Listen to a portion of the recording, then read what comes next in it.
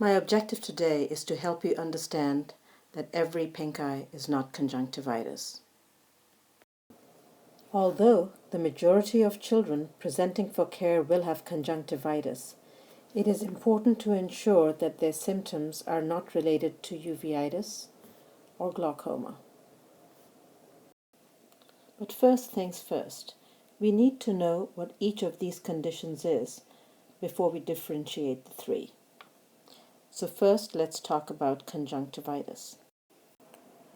The conjunctiva is a membrane that lines the internal surface of the eyelid, folds in over on itself, and covers the external surface of the orbit, but it does not extend onto the cornea. So conjunctivitis is an infection or inflammation of the conjunctival membrane. What is uveitis? Uveitis is inflammation or infection of the uveal tract of the eye. The uveal tract consists of the iris, the ciliary body, and the choroid. The iris is a colored diaphragm of thin connective tissue and smooth muscle responsible for controlling the light entering the eye. The color of the iris gives us the color of our eyes. The ciliary body produces the aqueous humor that fills the anterior chamber of the eye. Through its connections with the lens, it alters the shape of the lens to allow light to focus on the retina. The choroid is a layer of blood vessels and connective tissue between the sclera and the retina, and it is responsible for supplying the nutrients to the eye. If the infection is limited to the iris, it's called iritis, otherwise it's called uveitis. And finally, what is glaucoma? Aqueous humor is formed in the ciliary body, and then it passes in front of the lens around the iris and it gets absorbed at this angle.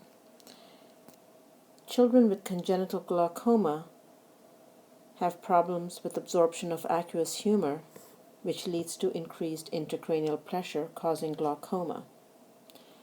Glaucoma not only damages the optic nerve below, but it also can cause inflammation of the iris, ciliary body, and the choroid, and lead to uveitis iritis. Hence, it's in the differential diagnosis of pink eye.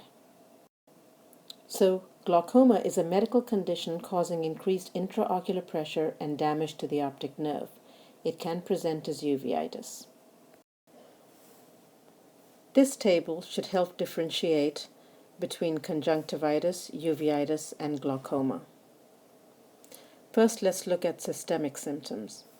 Systemic symptoms are not present in uveitis, but conjunctivitis may be associated with a concurrent or a history of an upper respiratory infection. While in glaucoma, nausea, vomiting, and headache is present. In preverbal children, this may present simply as fussiness, decreased appetite, decreased sleep. Vision is unchanged in conjunctivitis and is blurred in uveitis, and in glaucoma is very typical. Patients complain of seeing halos around light bulbs or halos around objects. Pain is present in glaucoma but not significant in uveitis or in conjunctivitis. Photophobia is pathognomic of uveitis and will also occur in glaucoma because it is associated with uveitis. Let's talk a little bit about eye redness. This is an important differentiating point between conjunctivitis and uveitis and glaucoma. In conjunctivitis, the redness is present in the periphery and gradually fades out as you go centrally around the cornea. Just the opposite happens with uveitis glaucoma. There is more redness centrally, which is also called the perilimbal area, the area around the cornea, and the redness fades out towards the periphery. Eye discharge is pathognomic of conjunctivitis and is not present in either uveitis or glaucoma.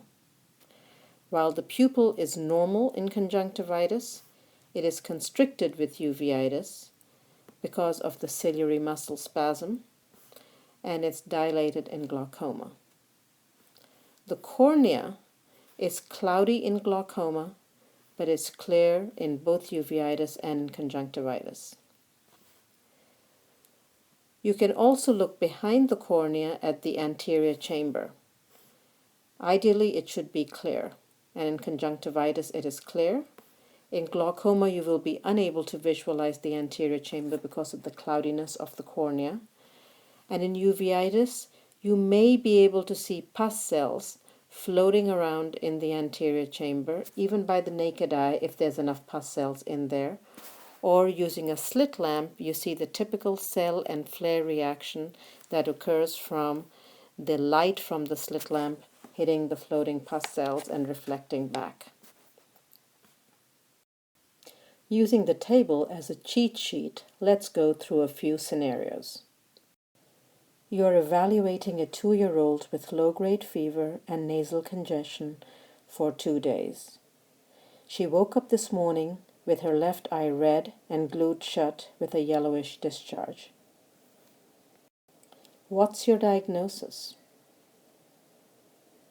If you guessed conjunctivitis, you are right. Let's go through this systematically. She has a preceding upper respiratory infection. Her redness is present more peripherally and fades out towards the center.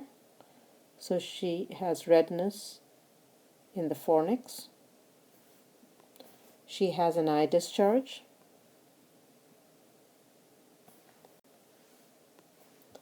Her cornea is not cloudy, and she does not appear to be having any vision issues or photophobia. This is conjunctivitis. Now let's look at another scenario. An 8-year-old boy presents 24 hours after being hit with a lacrosse ball in the left eye. He has an extreme aversion to light.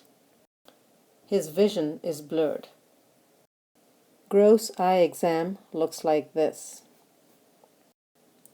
You call your friendly ophthalmology resident who shows you his slit lamp findings, as noted over here. What is your diagnosis? If you guessed uveitis, you are right. Now let's go through this systematically. The patient has blurred vision, severe photophobia. If you look at the redness, it's around the cornea, so there is perilimbal erythema. The cornea looks clear. And on slit lamp exam, you notice these fine little punctate cell and flare reaction on slit lamp. And these are pus cells floating around in the anterior chamber. So you have the cell and flare reaction. So yes, you have uveitis. Finally, our last scenario. A young mother brings in her 4-month-old because his left eye is red and watery. He has been increasingly fussy and his appetite has been decreased over the past 1 month, and he is also not sleeping well. He has occasional bouts of vomiting. Examination of the eyes reveals this. Although the eye is currently not pink, Mom does give a history of the eye being red. But what you notice is that the cornea is cloudy, the pupil is dilated, and this eye looks bigger than this eye. And you say this has to be glaucoma. Well, you are right. Let's go through the symptoms. First off, this child does have some systemic symptoms: poor feeding, poor sleeping, fussiness. If there had been redness, you would have noticed it more centrally, fading out peripherally. The pupil is dilated. The cornea is cloudy.